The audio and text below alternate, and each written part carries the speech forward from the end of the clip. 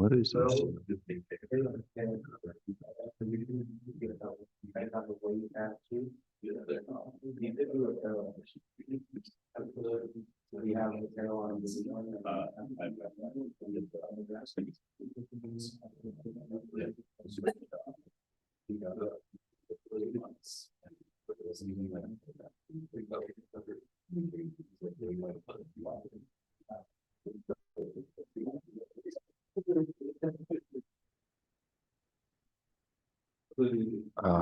Okay, ready to start. So, welcome back after the spring break. So, not everyone made it back, which kind of gives me a hint that I should stop doing the live lectures. So, this is a warning to everyone who is sitting there live, hopefully sitting, that unless at least half of the class shows up next time, and I will make an announcement, I will stop doing them, and we will move on to a regular in-person class. Did you still record the lecture? Yes, and maybe I will give them to you at the very end, before the final, just to make sure that you still have a chance. But it's kind of unfair. Like, I appreciate everyone who is in the room, right? So but the fact that people are just choose not to show up just because they're recording the lectures is probably not a good idea. But okay, so we actually graded the midterm, so we're still working on a couple of corner cases. But today we're gonna quickly go through the midterm solutions, just to make sure that everything is clear. And to a degree, it's not like it's a typical result for this midterm, right? So again, just don't forget that we curve aggressively, and have to somehow make sure that I have Wacom here working with me. So 4 people actually achieved near perfect score, right? Which is quite good. So, and I congratulate those who put the effort into preparing for the midterm. And then again, we have some people here who are obviously above average and did quite well. And the question is like how to set the curve to make sure that it's fair with respect to everyone. We probably will set it somewhere between 60 to 70 to say that, okay, between 60 to 70 is A, everything above is A+, and really proud for the guys who did, for the people, guys and girls who did well in that range, right? So, and that's amazing, right? So, but however, let's just quickly go over solutions to make sure that we understood everything, because that's our chance to talk about it. What is it we have to do? Let's say something like open downloads solution. So in this first question, people were struggling somehow with a lot of people were struggling with understanding what is that I'm asking here, right? And the question asks to just build the, not sharing. Sorry. Let me make sure that I close this.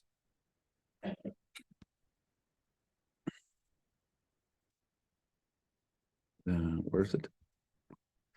So here we say, look, the question asks to essentially just to provide the source code for the T program, right? So it's much easier than what we were discussing in the midterm review. And the correct solution, and I picked up from one of the students, right? In fact, this is the midterm from one of the students, right? And which achieves a nearly perfect score. And we will see at another solution, which also achieves a nearly perfect score. The person just says, okay, yeah, I got it. I understand what is asked. And I will provide the source code by opening, here we can do a little bit better. So this is not ideal, although we didn't down score. So ideally you should say, check for the argument. If it exists, then open it. If it's doesn't exist, just read from the standard. Okay, argument always exists. So they read from the standard input, right? And then it's correct. And write to the standard output and to the argument which was provided here, this file descriptor, right? So is this clear? Okay, so who had issues with this? I mean, maybe not fair, but a fair amount of people just misunderstood the question, started building the pipe which implements this logic, kind of very similar verbatim to the midterm review. So that was not necessary. Questions about the assembly, right? So again, I gave a slightly trickier question than the one which we reviewed, because I said, okay, instead of like explaining what the instructions are doing, we should explain what happens if you do something with the program, right? And this question is designed to teach you that if there is a bug in a program, you can understand that something can go wrong, right? And I ask a couple of slightly tricky questions, right? So what happens if you replace the instruction at address 190, which is this one? This instruction pushes EBP, right? So what happens with a simple no-ops? Essentially, I put a no-op and I skip. So, okay, if I ask you what happens, so can you tell?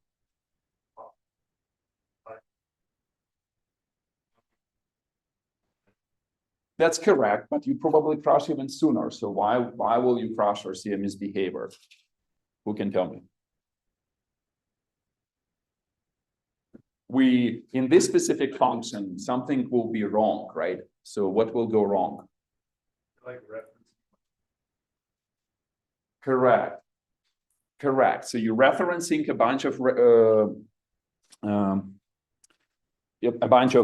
variables relative to the EBP. The EBP, which we'll get from the ESP in the next instruction line, right, will be definitely misaligned because you didn't push an extra 4 bytes on the stack, right? So instead of accessing your arguments, you will be accessing like with a 4-byte offset, right? And that will essentially screw you up, right? And so the person here says the instruction at address 190 pushes the previous frame pointer into the stack. Without this instruction, the pop at address will pop the return address into the EBP. Then the ret instruction will jump to whatever it's pointed. This will likely result in segmentation fault. So again, we took this answer as correct, right? So like similar to how you suggested, but in practice, like a cleaner answer will be to say, sure, like we will be referencing incorrectly the arguments passed to this function, right? So specifically something what is doing this access EBP plus 8 will access a wrong thing on a stack. Is that clear? Okay, so again, like I want you to understand how machine works and the programs work at this level of details. And I think we're quite close because we spend a fair amount of time looking at the assembly code, things like that. Same as above, but now you put 2 no-op instructions instead of 1 at address 1B7. So let's see, 1B7 is this one. I say 2 because this instruction jump when equal takes 2 bytes, right? So I have to, if I want to completely eliminate this instruction, I have to place 2 no-ops there, right? One and another, right? But an effect is the same. So does anyone remember what was going on in this program? What are we doing here?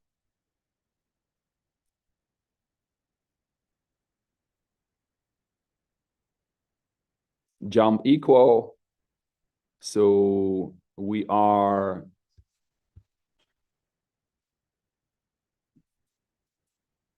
right. So okay, so that instruction is a jump to break out of the first loop. If you replace it with a no-op, then the loop will not terminate properly, and the memcpy will likely write many more bytes than it's supposed to do. More specifically, when I looked at it when I was assigning, so what we're checking here is which address is there? I forgot already.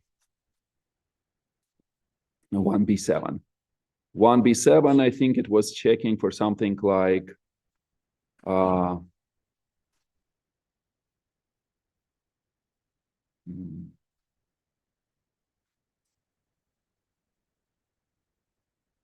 I think it checks for the empty string, right? So if you, and it will behave correctly in most cases, if I understand correctly, as long as you're passing a non-empty string. But the moment you pass an empty string to this program, right, then you will have a false result, right? Because you will not be able to to correct the reason about it, and then just whatever is passed as an argument will affect how the program will crash. Well, that one was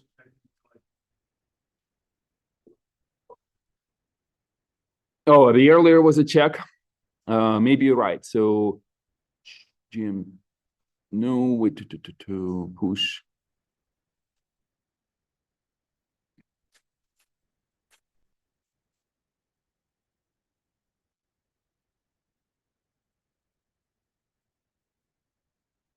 So I had an idea about this jump. So what is this jump, you think?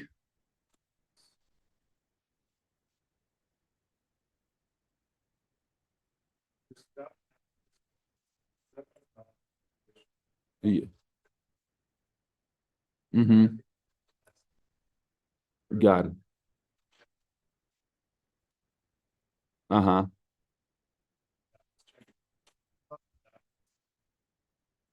Mm-hmm.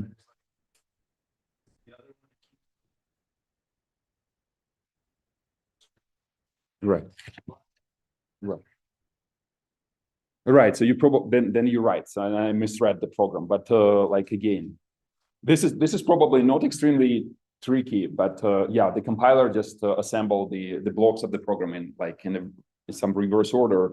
So that's why it becomes slightly tricky. But again, we will take any answer like as a good one. So yeah, I should probably take a look a little bit longer to understand correctly what this does. But it's not conceptually, it's not straightforward. It's just like essentially decode how the program flow goes, and then just tell me, okay, it will cross this way or another way. So my only tricky questions were where I was messing with the stack. So something like here, 1d7, for example. 1d7, I say replace this one with an op, right? So what will go wrong here? Anyone remembers the answer? A week of good time erased all the memories. Like, okay, like let's improvise. any other stack access. All right, we'll be misaligned, and obviously return will go to some wrong place as well, right? So again, that's not super hard. And that's about it, I guess, right? So any questions about this question? String copy. So last time I chose the shortest function in x86. This time string copy is slightly more involved, so more assembly code. But since we did the review before the midterm, I was assuming that everyone is on board with assembly language at this point. Good.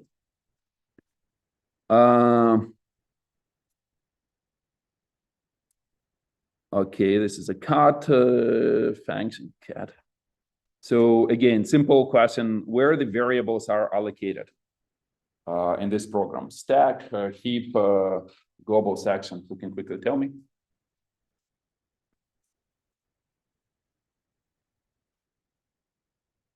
Path is BSS, correct, because it's uninitialized array. That's good. Some people say data section, also good for me. What about FD? Stack, because it's according to the calling convention. So then it might be moved to a register. What about this one? And stack or register, both are correct, right? Because we say that depending on how compiler optimizes the code, it will choose to either put it on a stack or allocate a register for it, right? That's good. Any questions about this? Okay. And that's what this person is answering. Which lines of code above require relocation if loaded at a different memory address? Explain your answer. So again, probably we spend enough time doing this. Any specific questions about what is unclear here? Like, don't forget that things like the strings are allocated in a data section. Again, it would be nice to talk about them in a previous question, but that's okay if you don't. and other interesting things like a smaller constants like those ones will be allocated where? It's a tricky question again, not asking you to answer correctly. Right, when you say inline, I think it's correct way to say in place, right? So I think it's I'm not sure, but essentially it's within the instruction itself, because instruction can take a constant, right? And so that constant will be, for example, if it's something what gets pushed on a stack, so most likely it's either a move instruction directly on a stack or a move into a register and then a push in a stack. And this move can take a constant, right? Agree with this? Okay, good. Any like stuff like this zero will be obviously, okay, what happens to this zero?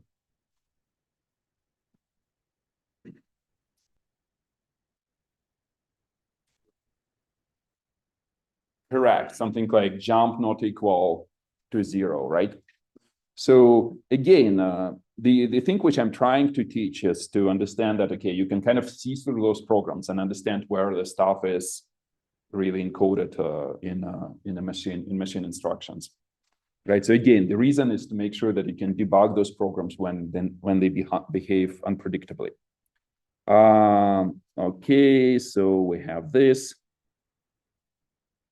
Okay, this is the trickiest question of the exam. Imagine you have x86 machine, which has all the same instructions as we discussed in class, besides that it does not have call, read, push, and pop instructions. Imagine you're in control of the compiler and can generate any assembly code you like. So what is the general approach to this question? Are you the only one who took the midterm? Well, we have to look at how we do addition and subtraction when we're going through different function calls and variables. Okay, so I agree. So at a high level, what I'm asking here is I'm saying, okay, can we replace those call instructions with something else, what is still available, right? So how can we replace call, for example? What? No, what is call?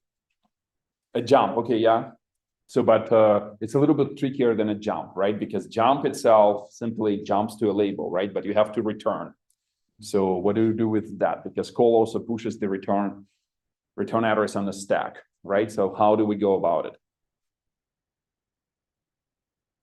So we can save it, right, on a stack. How do we save it? The return address stack. Correct. Returning back to that. Correct. Do we have the return address? That's the question. That's a little bit of a trick here. Can we access it via the instruction pointer? Well, in the end, we decided that we take it as a correct answer, but in practice on x86, instruction pointer is not available. So for example, this person says, yes, I assume that instruction pointer is available, right? And they say, okay, sure, we will subtract something from the ESP, creating some space, right? Because there is no push. We'll move the instruction pointer there, although it has to be instruction pointer +5 or something, the size of the call instruction. Oh, hold on, size of the. Oh wow, they do it actually, yeah. So they add the 2 to the value on the stack, right? So that's correct, right? So because they say that that's the size of the jump instruction, which is good. And then jump, right? In practice, this instruction pointer is not available to you. So what is that? How can you go around it? Just part of the return address is a label. Correct. You can, because you say I'm in control of the compiler. Compiler knows that, okay, sure, I know what this address is, right? And so you can just put it as a label. Roughly speaking, you can say, look, I have you add a label after this jump, and you just move this label address onto the stack, right? Agree with this? Okay, that's good, right? So is it clear to everyone? Because that's probably the trickiest, the most interesting question. Like we never discussed anything like that. So like you can replace push with something like this. You subtract from the ESP, and then move the value onto the SP, pop similar. Return is another tricky business, but easier than call because you don't have to figure out the EAP, right?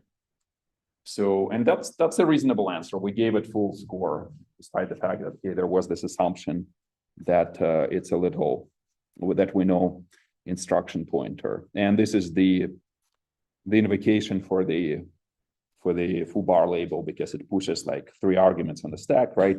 So kind of everything comes together here.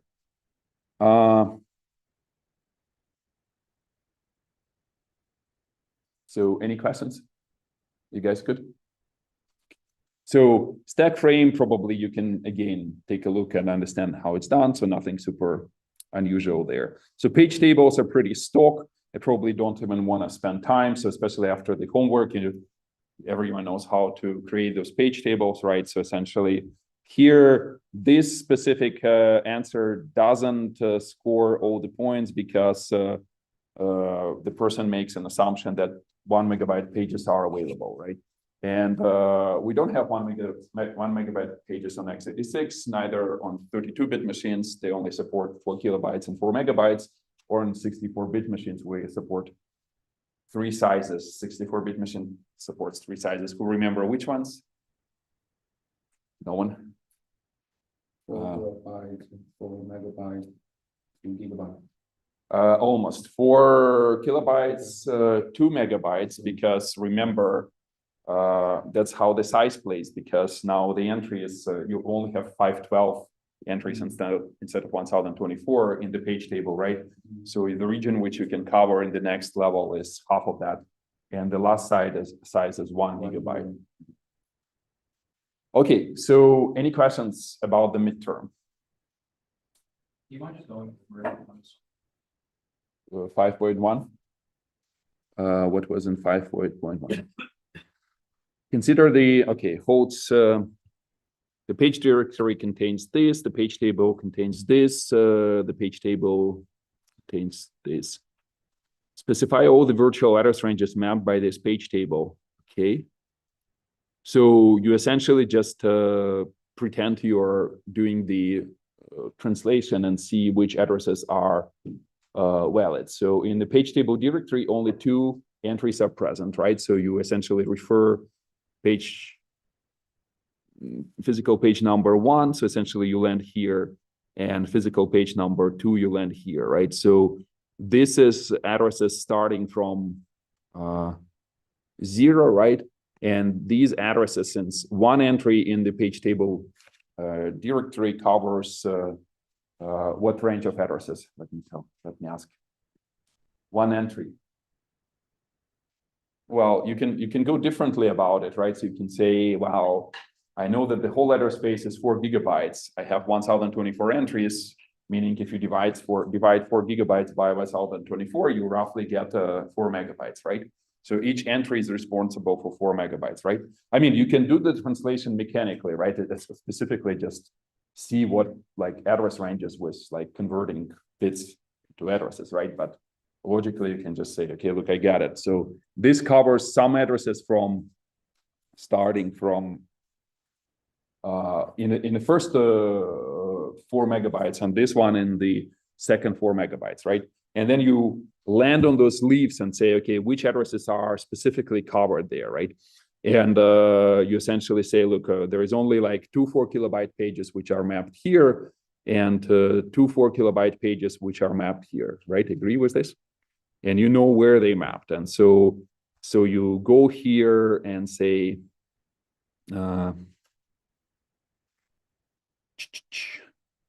not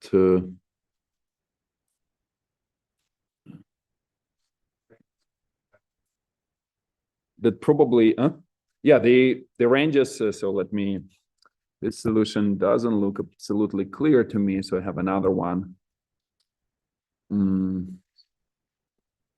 Let's take a look at this one. Maybe that person will spell out them more. Yeah, man, memory allocation, this didn't get printed. Okay, then let's just make sure that we can draw. Can we? Cannot. Didn't expect to answer, but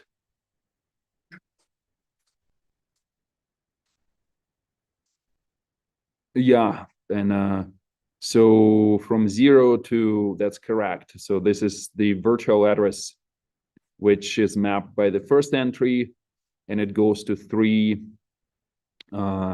And this one is the second entry, which goes to, it's page number 1 to the end of first page, to physical 4 to the end of 4, right? I agree with this.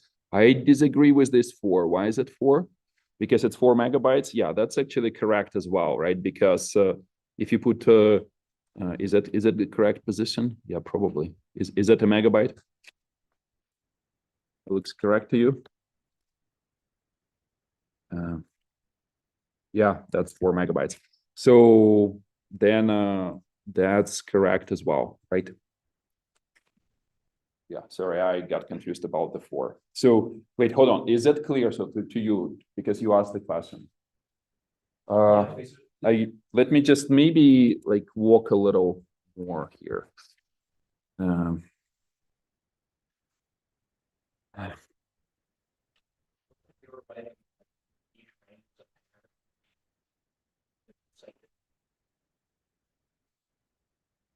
Let me just figure out how to restart the user device driver for my walk-in tablet.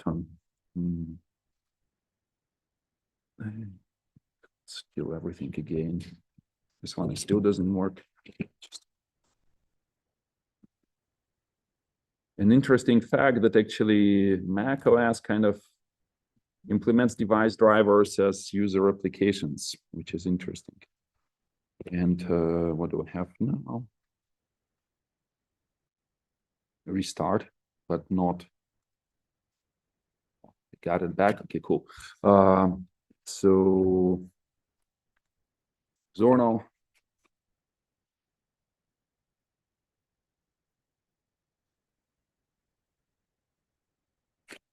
So what is happening here is that conceptually, if this is the root of a page table and it has 2 entries, right? And they essentially go into the second level of a page table here, right? And I forgot exactly the addresses. I remember that this one sits at physical address 0, and this one is at 1 and at 2, right? So this one sits at 1, this one sits at 2, and in each of those 2 entries are also present, right? Agree? So this entry, a combination, a path which goes through like the very first address range has to go through like this way. Second forks here goes this way. So this is 1, this is 2, and this is, sorry, this is 3. Agree with this? And the last one forks 4, right? And so we expect, since each of these guys map a 4 kilobyte range, right? And we say, okay, so I expect to see 4 kilobyte ranges. 2 of them will be consecutive, right? Because this is like the beginning of the page table, so there's this range. And this is also a consecutive region, right? And we already know that because this one starts from 0, this one starts from 4 MB. So this one in virtual address space, it will be 4 MB. This one will be 0, and the total range is actually 8 kilobyte, right? Because you have 2 page tables, right? Two pages, right? And so I expected to see an answer which like merges them together, says, okay, look, I map the addresses from 0 to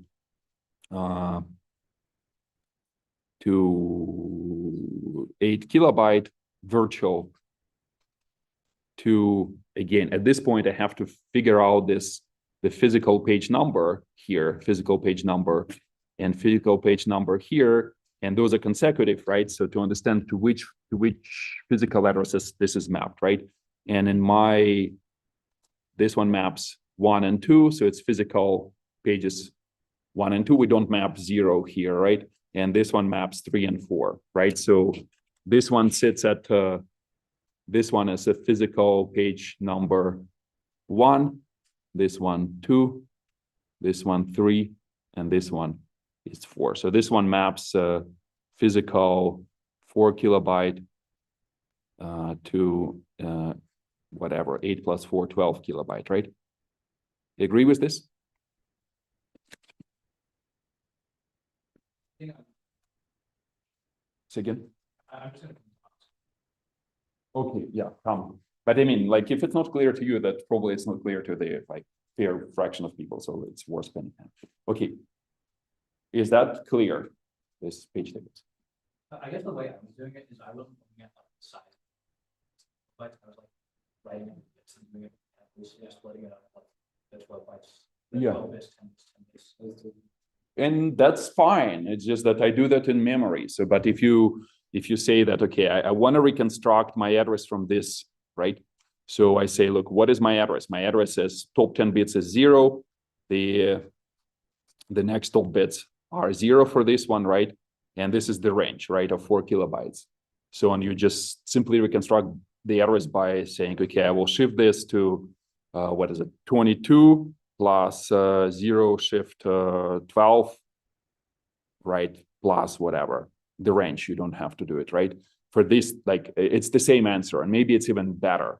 And for this one, you say, like, instead of like 0, 0, it will be 0, 1, and some range, right? And you do this arithmetic placing 1 here, right? And for the other address range, you say, like, it's 1 shift 22 plus 0 shift 12, and the last one is 1 shift 22 plus 1 shift 12, right? And you will get the same answer. It's like whichever way to think about it is easier for you. You will be just like, it's your choice, right? For me, it's a little bit easier to visualize how it's laid out in memory. So it's works better for me, but it's the same. Okay, good with this? Okay, so and constructing the page table is like the last question essentially asks you to do the opposite. So essentially, if you want to construct the page table, and I forgot what is the region of memory I'm asking to map, let's just take a look here. Virtual addresses from 0 to 1 megabyte, and from 2 gigabyte to 2 gigabyte plus 1 megabyte, right? So that's, again, that's relatively easy. So this is, I need, since I pick this 2 ranges, really? Wow, this curve doesn't exist yet. So to map the first megabyte, so what do we do? Which entries do we add to the root? Who can tell me? Entry 0, because it will map you the first megabyte. And how many entries in a page table in the second level?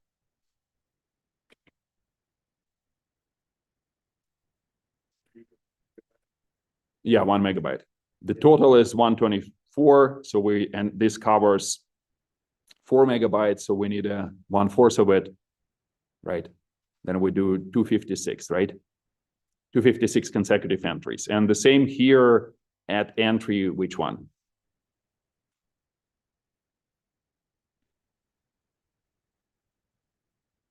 Huh? No, like 2 megabytes, 2 gigabytes is exactly the half of the address space, right? So it's entry 512. Do you agree with this? And again, the first 256 entries, since we map to the same address range, right? To the physical from 0 to 1 megabyte. So those will be identical, right? Is that clear? Okay, any questions? Let's wrap it up and move towards back to the kernel. All good? Okay, then since we're done with this, let's finally get back to the operating systems again.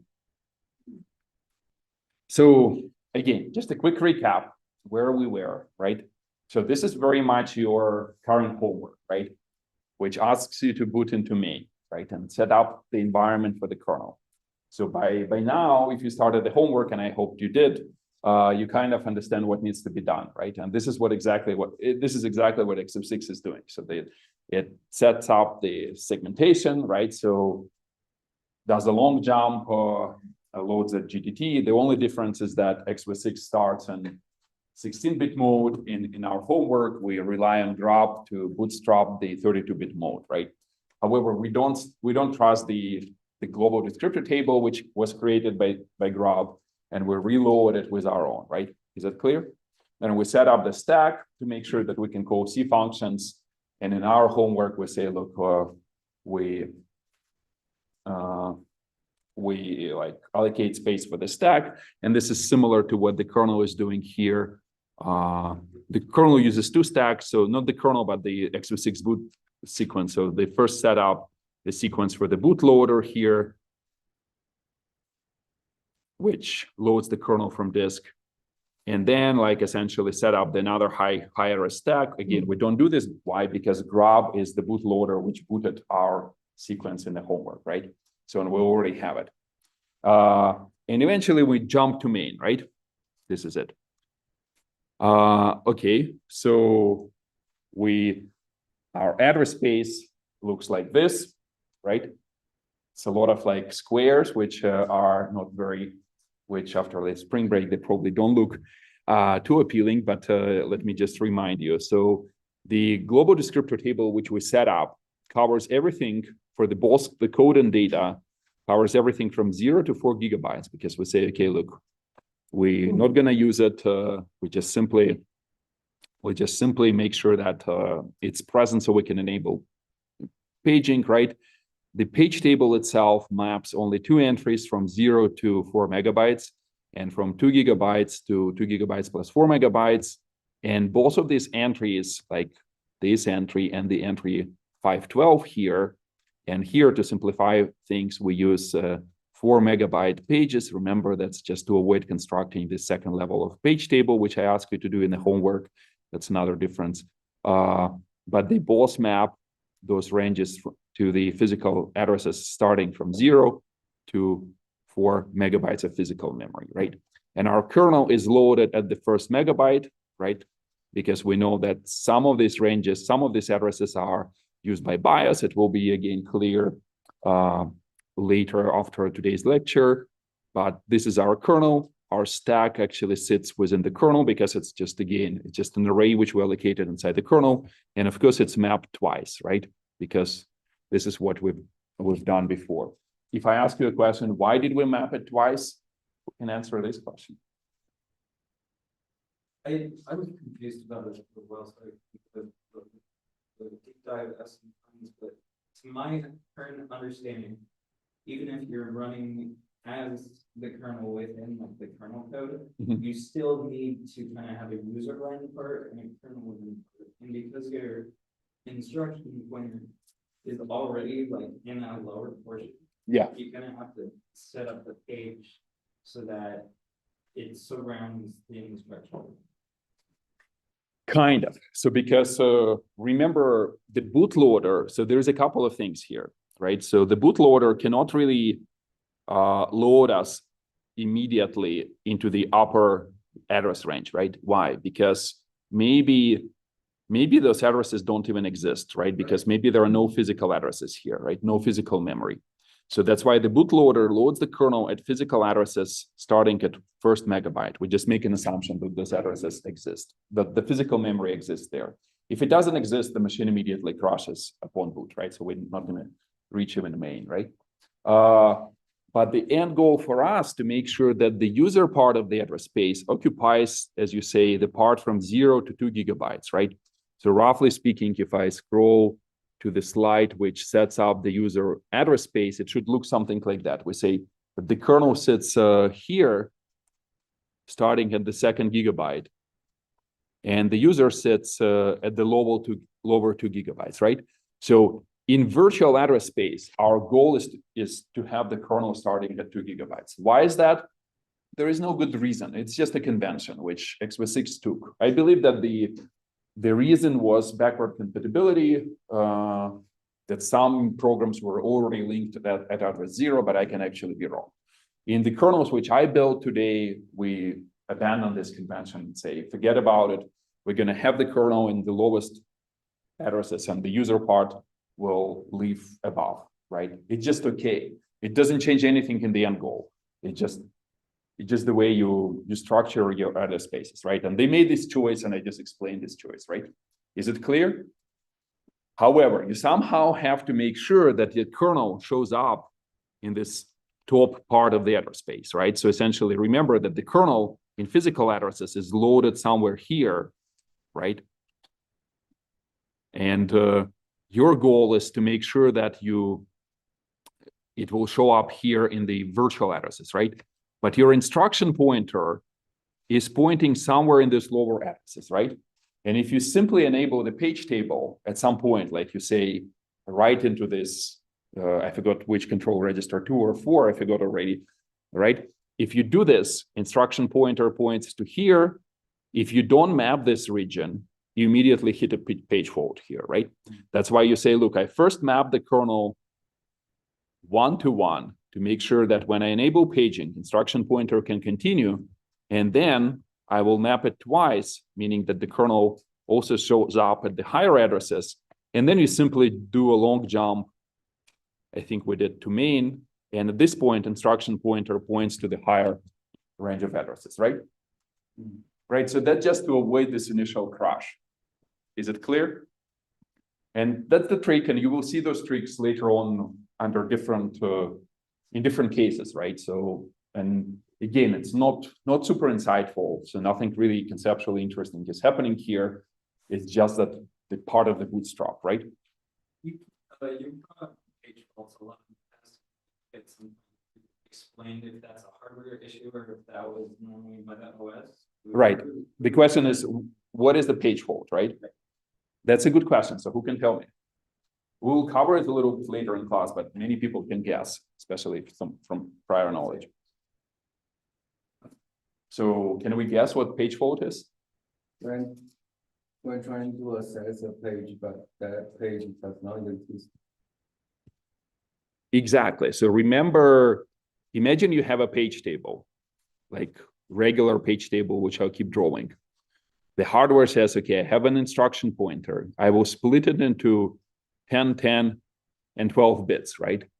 The hardware traverses the page table, and either at this level, this entry is not present, right? Remember the present bit. Or at the second level, the entry is not present. And it says, okay, I don't know what to do next.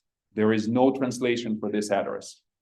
And a page fault is delivered to the operating system through a mechanism of an interrupt, which we'll cover probably in about a week, and you will understand it more clearly. But at this point, operating system can take control again and say, look, I know what to do. And for example, operating system can actually add this entry back, right? So it can say, look, I will patch this entry. I will add this bit as present. I will add some bits of physical page number here and return, and the hardware will try to restart the execution, right? For that, however, you need to set up the mechanism of interrupts, and we don't have it yet. But that's the page fault. Is it clear? Good. Okay. So, but we got the point why we kind of like messed up with the address space, because you cannot atomically enable the paging and switch the instruction pointer, because there is no such instruction on x86. Although knowing Intel, you can imagine that they could have added it, right? Why not? Like enable paging and switch the instruction pointer, but they don't have it. Okay, this is clear, right? And so our address space, again, like getting back here, looks like this. And by the time we execute main, we're actually running here, right? Because if you do the opt dump of x86 kernel, you will see that main is actually linked, and all addresses used by main are actually linked in this address range, right? There is a little bit of trickery, which I try to avoid, but this initial code before we jump to these higher addresses was actually like, for example, when we loaded the stack. Really? My welcome again stopped working. Why is that? It doesn't like me. It doesn't like that I killed it before, right? That's probably the reason. So when we loaded the stack, remember, we were still running in lower addresses. So how did we get the address of the stack? Does anyone remember?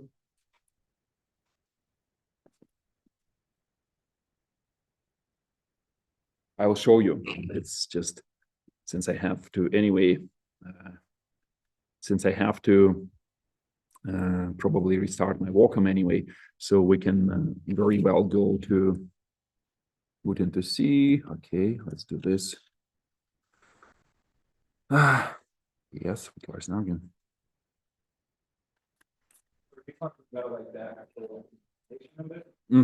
Like, how do we, like, let's just quickly, how do I do this normally? I can probably.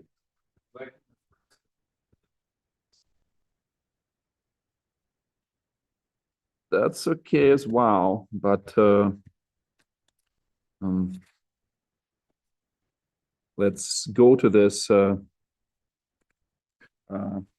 Let's go to my wonderful boot into C. It's somewhere where I can build the kernel. Just wanted to show it to you. So that's my playground where I.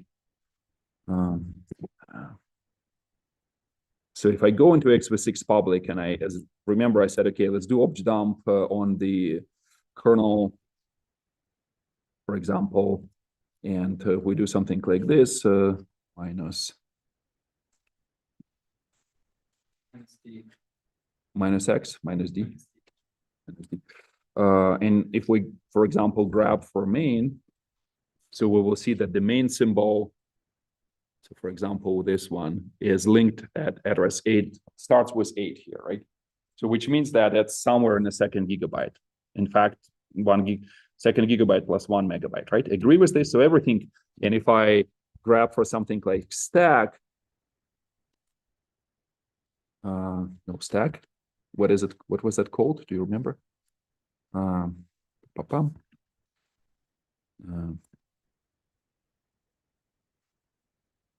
If I say, let's take a look at the entry.s, this is the sequence which bootstraps into main.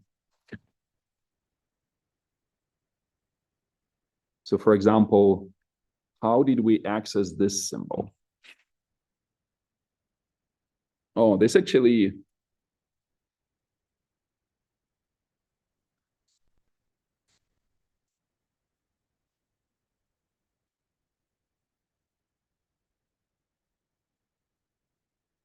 no. Like maybe a better example is this entry page directory. So for example, if I do the grab for entry, what is it spelled? Entry.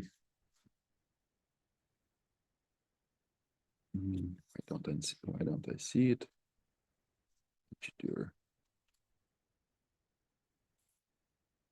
Should be able to see it, right? So why don't I see it? So who can tell me? It's a symbol.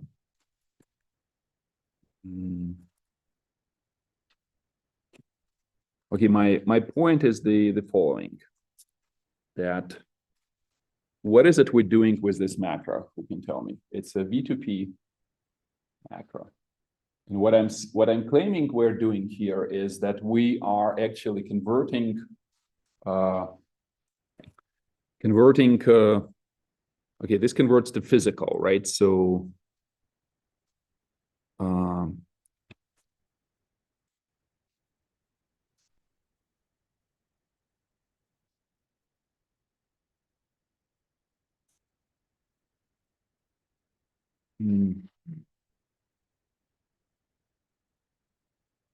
it's probably not a good that's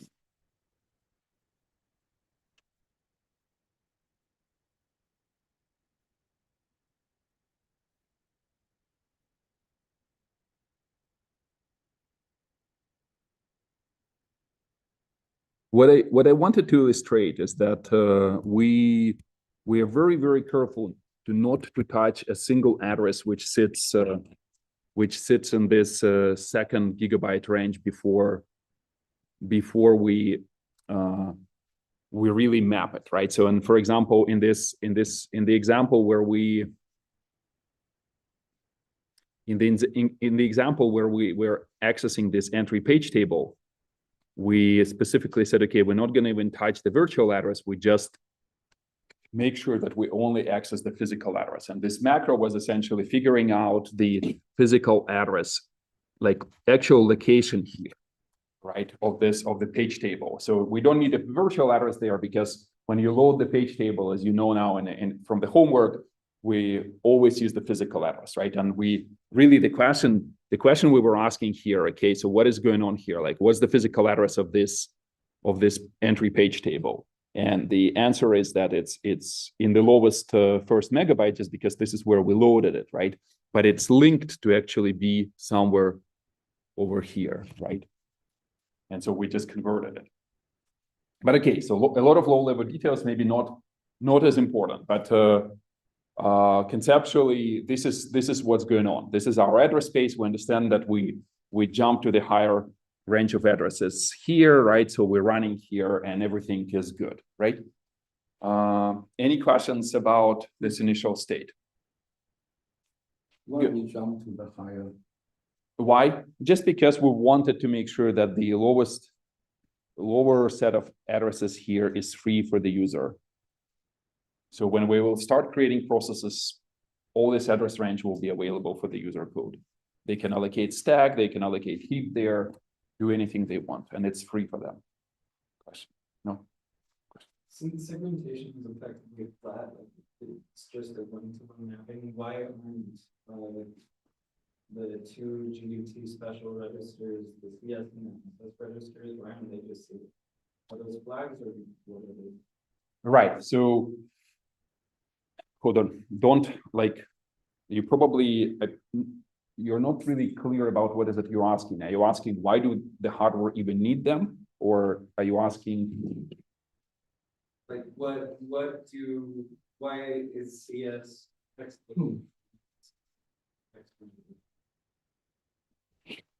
Oh, this is just those are used as indices, right? So this is index which points to the code entry, and this one points to the data entry. Okay, and this is similar to your homework. You shift by 3 to make sure that you have those. Right? Okay. Just to wake up a little. Let's go do a poll. We haven't done one in a while. So, but I know that we missed them. Especially people who are online, they miss the polls. And I will meanwhile enable it to make sure that there are my activities here.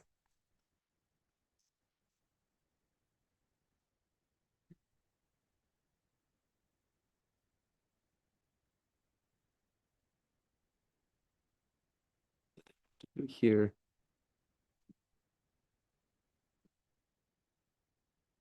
Activate. Okay, the question which I'm asking there is the following. What virtual addresses are mapped at the start of main? And while you're answering, I will restart my Wacom tablet.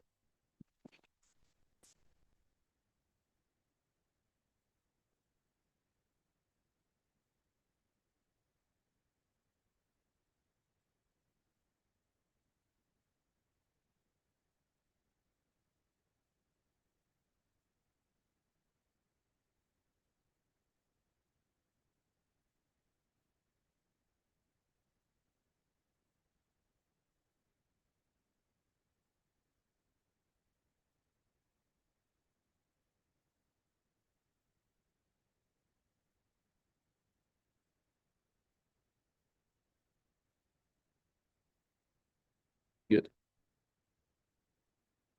So everyone answered in class? Not yet. Give you a little bit. But I'm a little concerned with how people are answering. So are you using this figure on the screen, right? You careful with looking at it?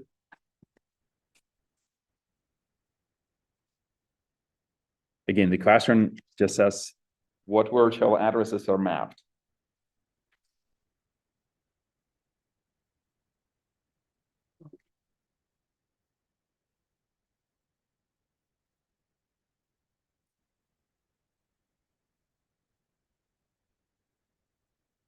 Anyone needs more time in class? Everyone has a device?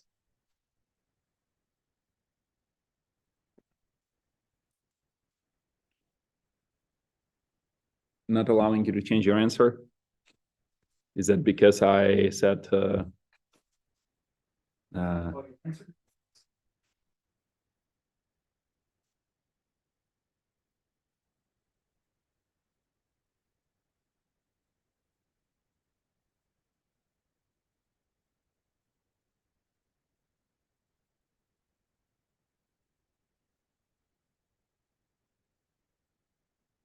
this? Not as fun. Present. Okay, that's how we do it. So people are agreeing that there's a couple of bogus regions. So this is clearly bogus, 4 megabytes to 8 megabytes. We never talked about it. We never said that everything is mapped from 0 to 4 gigabytes, right? Is that clear? So, I mean, majority of people agree that it's from 0 to 4 and from 2 GBs to 2 GBs plus 4 MBs, right? So that's correct answer. And this one is also wrong, right? Like people are quickly fixing, right?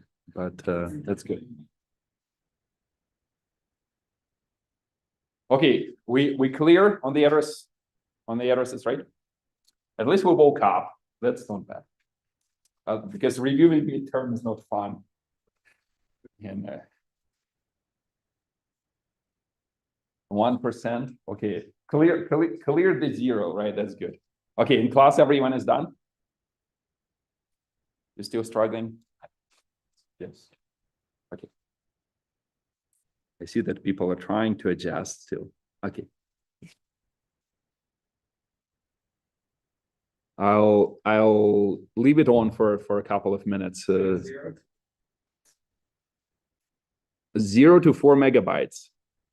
I don't think it's correct because look, this is the address ranges, right? So just to emphasize, from 0 to 4 megabytes, we use a 4 megabyte page table, right? So it has only 2 entries, right? Entry 0 and entry 512.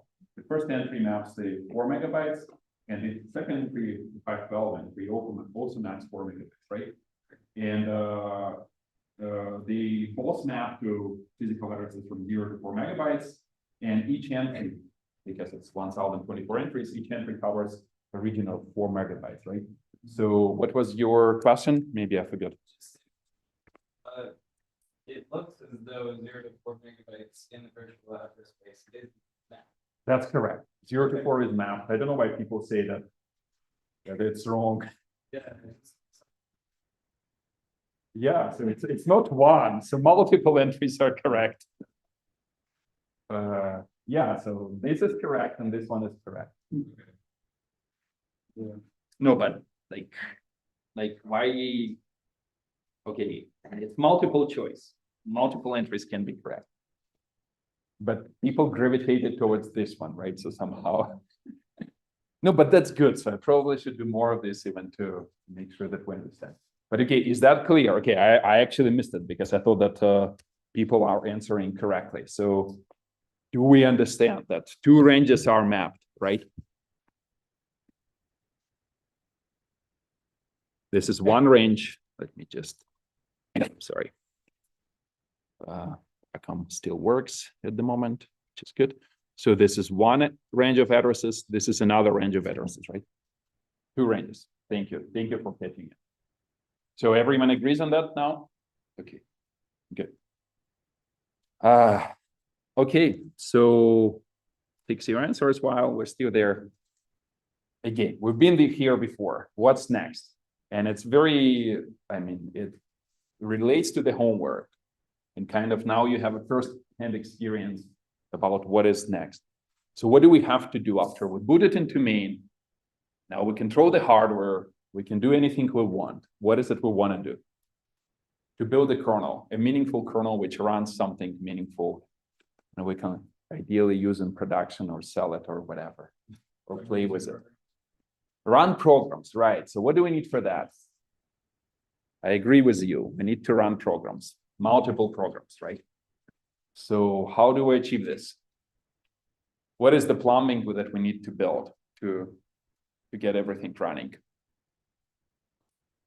I will ask you a question. What is a program or a process? Who can tell me? Just when I say what is, I mean, in terms of coding in C, what is it you have to build to get the program running or process running?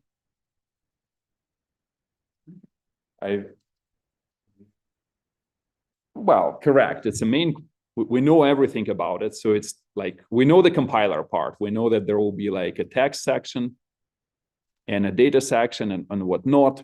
It comes as an ELF file. We're well familiar with this. There is a header. We can have a pointer loaded in memory, right? But for it to run, what is it we need? So since we're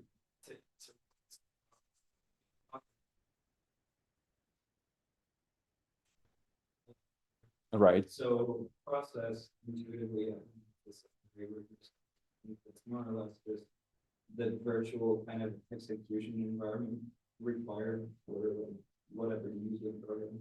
Correct. Kind of correct. But like we talked, let me just like hijack your flow and just talk a little bit. Imagine this is your whatever, a game, like your Doom or whatever, Tetris, right? You say, I just so badly want to play it. I don't care about time sharing, right? You just have to run it. That's the problem. Maybe you have some kind of fancy console which you want to make sure that it runs Doom, right? And you don't care about anything else. We have an ELF. What is it we need to build? After we boot it into main, we're sitting here in main, right? So we say, look, what is it we need to do to start running this wonderful Doom ELF file? That's your next homework, by the way. I'm not going to run Doom, but some. You're going to run it. No, what? What do we need? Stack and heap, but in like no, like you can, but okay, let's discuss it. So I kind of say that to run a process, especially if your goal is to run multiple processes, is that you need an address space. You need essentially a page table which says, okay, look, I will describe the memory of this process, because in order to do this load, right, you need to allocate physical pages and create a virtual address space in which you're going to load this Doom executable, right? Agree with this? So you need, for each process, you will need a page table, right? Because a page table, remember, we talked about it, it gives us this two things. It gives us isolation between the processes, one, and between the kernel and a process, right? Because you say, look, Doom is a cave. I'm so badly want to run just the game.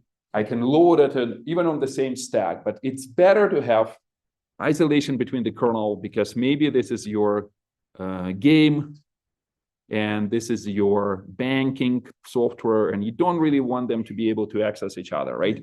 So which means that you will have a stack here, you will have a stack here, and probably you will have a stack for execution in a kernel, right? So you will have at least 3 stacks in case you're running 3 programs, right?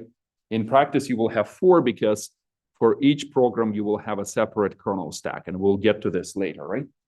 Okay, so but that's high, at a high level, you say, I need an address space in which I'm gonna load this ELF, right? And what else do you need to do? It's pretty much it. Like if you have the address space and you do the, like we did the ELF loading, you load the ELF into the address space, you jump to the main function, it starts running. If you have a device driver which prints something on a screen, and you, in a homework, you worked with a simple console driver. If you want to output some graphics, it's a little bit more complicated, but conceptually it's the same. You're just writing bytes into some regions of memory. From those regions of memory, the graphics hardware just picks them up and visualizes them as pixels, right? And we don't really care about it because it's already, they know how to do it, right?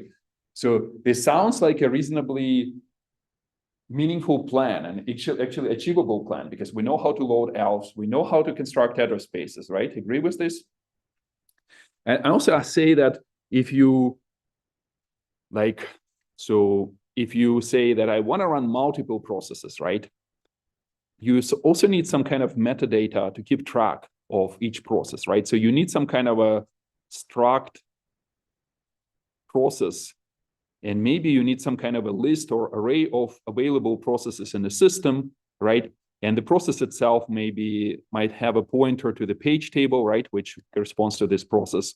Maybe another process will have a pointer to a different page table, right?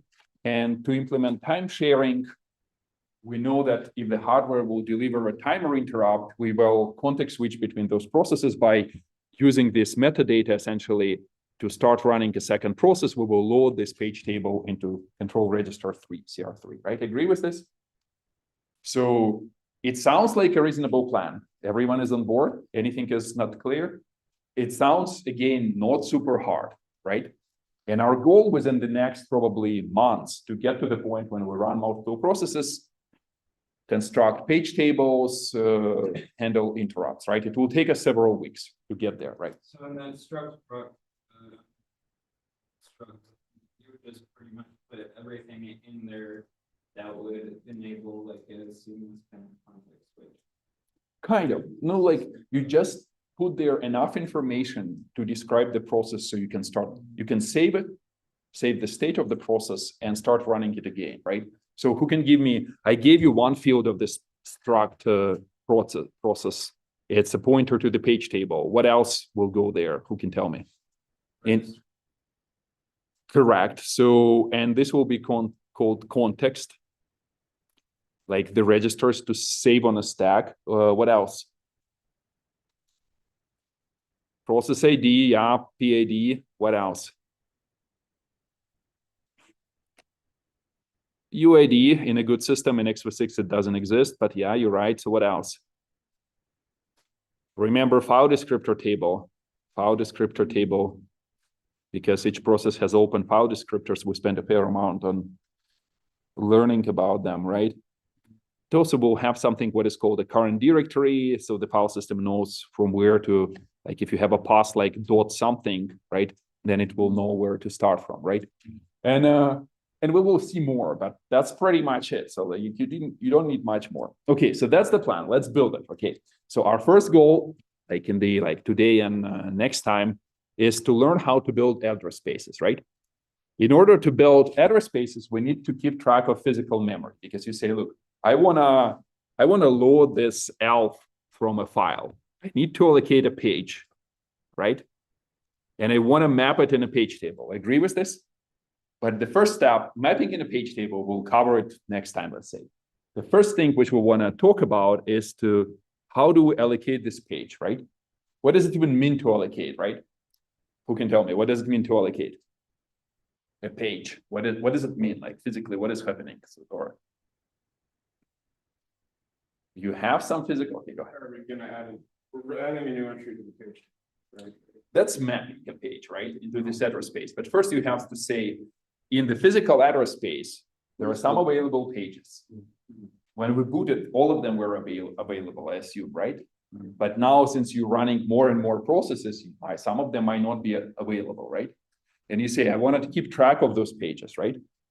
Because it's kind of like chairs in a room, right? So you have to say, like, someone comes in, you assign a chair, right? And then someone leaves, the chair becomes empty, and a person at the door has to keep track of which chairs are empty, right? So it's similar. So we want to build this memory allocator, right? Let's take a look at what it may look like, right?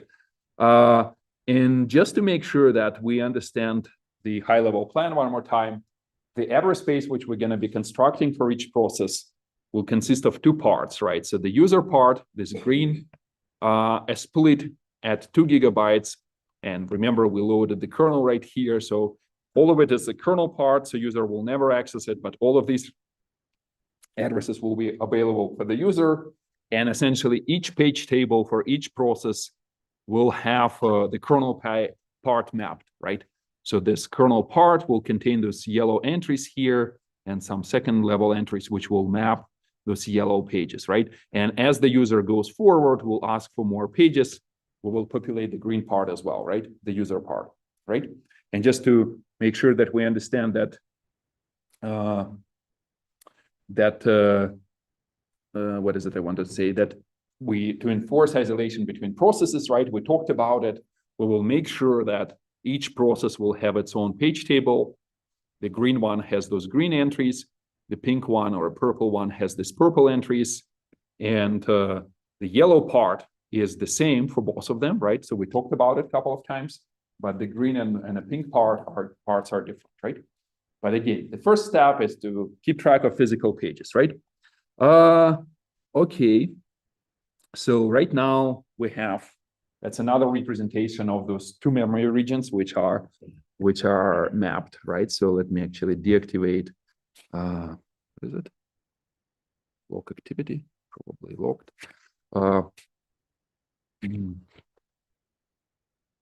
It's the same figure, maps like two address ranges, 4 megabytes each, right? And we have a entry page directory here, which contains only 2 entries, right? So, and it's a 4 megabyte page table.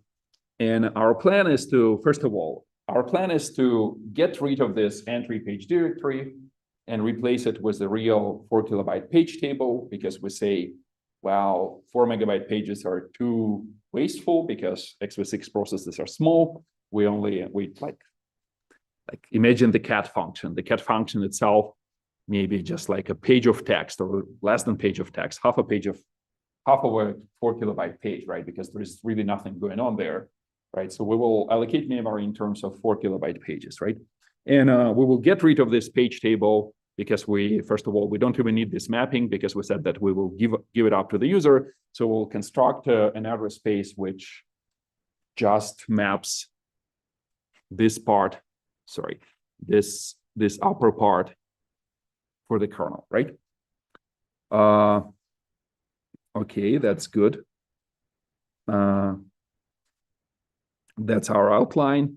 And again, so our first goal is to keep track of memory pages, right? So again, so if I ask you a question, so, and where's my cursor?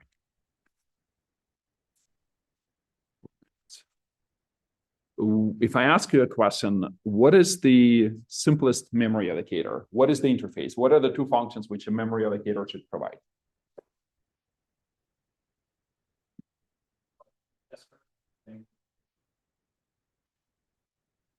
SBRK, that's okay. So you can go about it, and we've seen it before. So, and that's the one which you can put a size here. You can say 1 megabyte, and it will try to allocate 1 megabyte.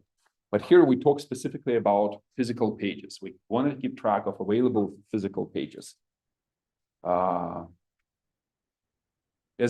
is a little bit, it's okay, and then it will be allocating consecutive pages and stuff, but maybe we can do something simpler just to start with. mmap. You guys know like sophisticated names.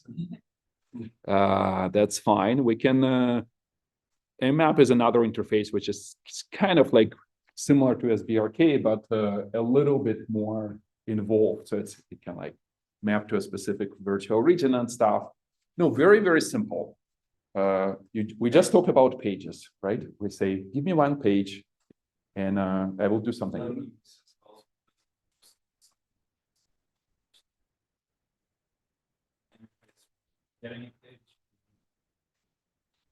Yeah, for releasing a page, right? And so the simplest allocator will be something like just 2 functions with a function alloc, which allocates you, gives you a new free page, and free, which returns the page back to the free pool, right? So, okay, cool. So very simple interface. But by the way, these are not system calls, right? We use them inside the kernel. We're just building the kernel inside the main. We just want those functions, library functions. So, cool. If I ask you a question, how can you build this memory allocator? Imagine you have physical memory. You know that certain pages maybe already were taken by the kernel, right? But everything else is available. how will you keep track of available physical pages? What's the data structure? Linked list. You can really use linked list. What else? Or what is the advantage of linked list? Algorithmic question. You don't have to go through each page of the table, you can just use the list to say here's the next. Correct. So if you have kind of like a linked list where each page points to the next element in the list and it's a free list, then your allocation is O1 and it's a very small O, right? Very small constant, because you say, what's the next page? And you already have a pointer to that next page. And what you need to do is just read this next to the next and patch the pointer to point it, right? So that's what x86 is doing. They use a linked list. Any other ideas for data structures which we can use here? A bad choice is what?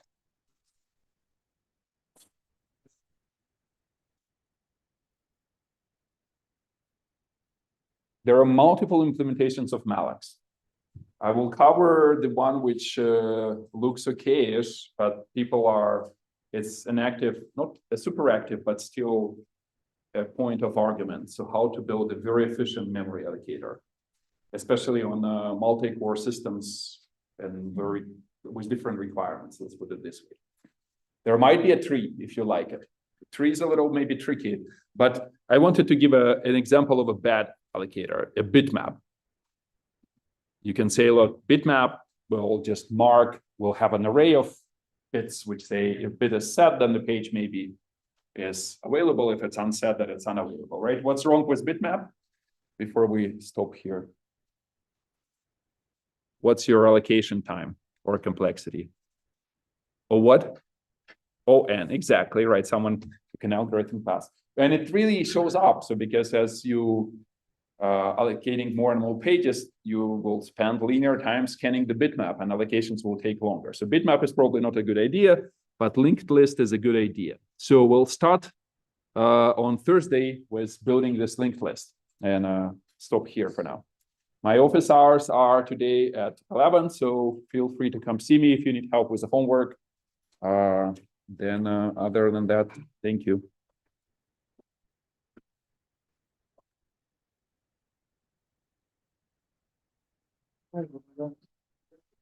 Hello. Can I ask you about? Yeah. I think my answer is actually the correct. It's just that I got 0 points. I was a little confused. Wrong. Did we release the grades already? Wow. Everything is done behind my